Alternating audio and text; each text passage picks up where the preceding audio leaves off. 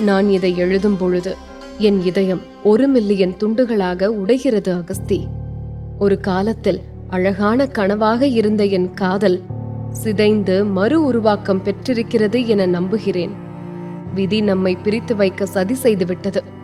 நல்லது, என்னால் உன்னவனின் காதல் நிறைவேறட்டும்.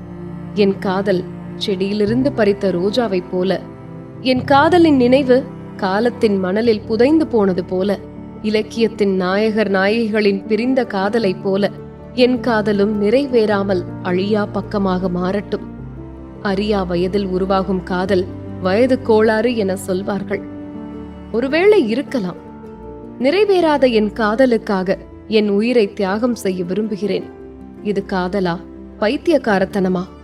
தெரியாது. விடையில்லா என் காதலை உன் காலடியில் வைக்கிறேன். மிதித்து விடாதே, வாரி எடுத்து அணைத்துக்கொள்.